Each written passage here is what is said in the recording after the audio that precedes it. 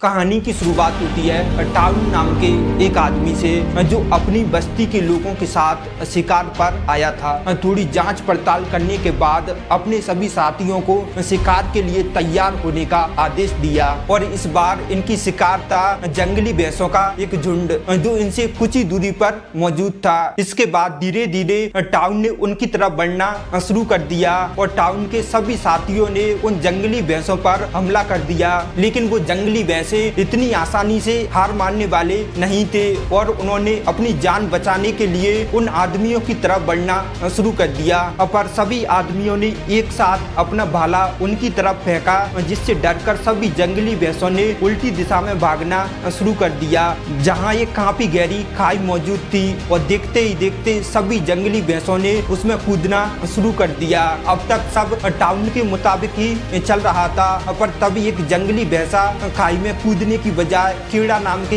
एक आदमी की तरफ बढ़ने लगा। असल में ये कीड़ा का पहला शिकार था और अनुभव की कमी की वजह से उसने उस भैंसे से डरकर भागना शुरू कर दिया, पर भैंसे ने पीछे से आकर उसे टक्कर मार दी, जिसके बाद वह जमीन पर गिर पड़ा। वह भैंसा इतने में भी नहीं रुका और एक बार फिर से घूमकर कीड़ा की तरफ भागने लगा और इस बार उसे उठाकर सीधा खाई में फेंक दिया। टाउन ने पीछे से आकर जंगली भैंसे पर हमला तो किया, पर पेट में भाला लगने के बावजूद भी वह जंगली भैंसा सीधा खाई में जाकर कूद गया। टाउन और उसके साथियों ने तुरंत कीड़ा को बचाने के लिए खाई की तरफ भागना शुरू कर दिया, पर उन्होंने वहां जाकर देखा कि कीड़ा एक पत्थर के सहारे लटका हुआ था, पर वह ज्यादा देर तक उस पत्थर को पकड़ नहीं पाया और जल्द ही हाथ छूटने की वजह से वो नीचे गिर गया। पर किस्मत से कीड़ा सीधा खाई में नहीं गिरा, बल्कि वो एक बड़ी सी चट्टान पर जा गिरा जहां पर वो बेहोश हो गया था। असल में कीड़ा टाउन का बेटा था और इसीलिए टाउन उसे नीचे जाकर बचाना चाहता था, लेकिन उसके साथियों ने उसे ऐसा करने से रोक दिया। थोड़ी देर बाद रात भी हो गई, लेकिन टाउन को अभी भी विश्वास था कि उसका बेटा बच सकता है, इसीलिए वह वहां पर बैठकर अभी भी कीड़ा के लिए आवाज लगा रहा था। लेकिन बस्ती का मुखिया होने के कारण उसका जाना काफी जरूरी था, क्योंकि बर्फ गिरने से पहले उन्हें खाना लेकर बस्ती तक पहुंचना होगा। इसीलिए अगली सुबह टाउन ने भारी दिल से कीड़ा के लिए अंतिम पूजा करके वहां से निकलने का फैसला किया और वही नीचे पड़े कीड़ा को अब तक होश तक नहीं आया था। अब थोड़ी देर बाद उसके ऊपर एक चील की नजर पड़ी और अपने सामने इतना अच्छा खाना देखकर वह तुरंत कीड़ा के पास पहुंच गई, पर जैसे ही वह कीड़ा को खाने के लिए आगे बढ़ी तो उसे तुरंत होश आ गया और उसने एक ही बार में चील को पकड़कर खुद से दूर कर दिया। अपने आप को उस चट्टान पर देखकर कीड़ा बहुत घबरा गया और उसने मदद के लिए जोर जोर से टाउन का नाम पुकारना शुरू कर दिया, पर उसे जल्द ही एहसास हो गया कि यहाँ पर उसकी मदद के लिए कोई नहीं है। लेकिन कीड़ा ने इतना तो सोच लिया कि वो इतनी आसानी से नहीं मरेगा, इसीलिए उसने लटक कर नीचे उतरने का फैसला किया। इस कोशिश में उसका पैर भी फिसल गया, लेकिन सही समय पर उसने चट्टान को फिर से पकड़ लिया, पर उसके पास नीचे उतरने का और कोई दूसरा सहारा नहीं था और वह ज्यादा देर तक सिर्फ अपने हाथों के बल नहीं रुक सकता था। इसीलिए उसने पूरी जान लगाकर उस चट्टान को पकड़े रखा। कुछ देर बाद उस जगह पर बहुत तेज बारिश होने लगी और देखते ही देखते नीचे इकट्ठे हुए पानी ने एक नदी का रूप ले लिया। कीड़ा का मानना था कि अपनी जान बचाने का उसके पास आखिरी मौका है और इसीलिए उसने बिना सोचे समझे नदी में छलांग लगा दी और जब अगली सुबह उसकी आंख खुली तो वो एक सुनसान जगह पर था।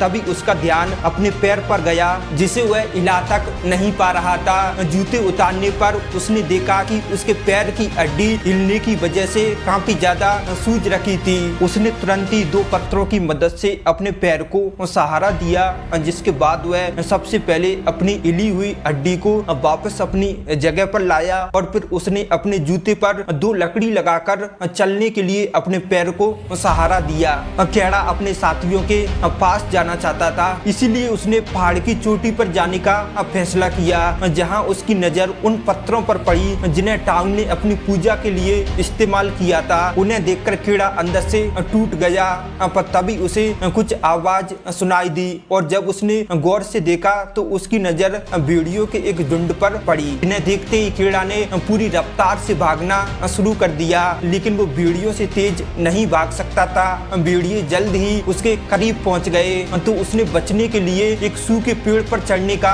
फैसला किया और इसी बीच एक भेड़िए ने उसका पैर पकड़ लिया। पर कीड़ा ने तुरंत ही अपना चाकू निकालकर उस भेड़िए को मार गिराया, जिसके बाद वो भेड़िया तुरंत जमीन पर गिर गया।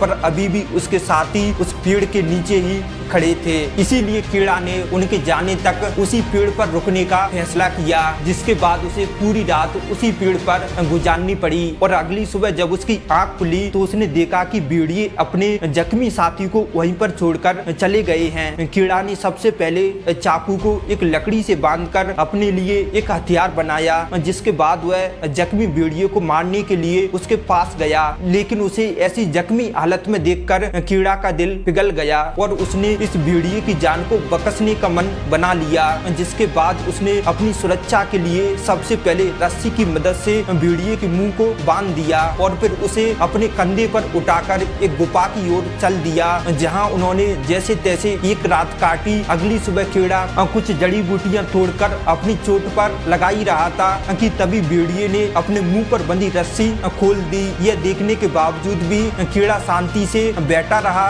और थोड़ी देर बाद उसने भेड़िए को पानी देने की कोशिश की और वो भेड़िया अपने दांत दिखाकर कीड़ा को डरा रहा था, लेकिन कीड़ा ने फिर भी अपने आप को शांत रखते हुए उसे पानी देने की कोशिश की और कीड़ा के इस बर्ताव को देखकर वह भेड़िया भी शांत हो गया, जिसके बाद उसने कीड़ा के दिए हुए पानी को भी पी लिया। यह देखकर कीड़ा काफी खुश हुआ और उसने भेड़िए की चोट पर लगे कीड़ों को हटाकर उन्हें भेड़िए को खाने के लिए दिया। पर वह जानता था कि उन्हें जिंदा रहने के लिए एक शिकार करने की जरूरत है और अगली सुबह उसने एक खरगोश का शिकार किया और जब वह उसे पकाने के लिए आग जलाने की कोशिश में लगा हुआ था तभी उस भेड़िए ने आगे बढ़कर उससे खरगोश को छीनने की कोशिश की।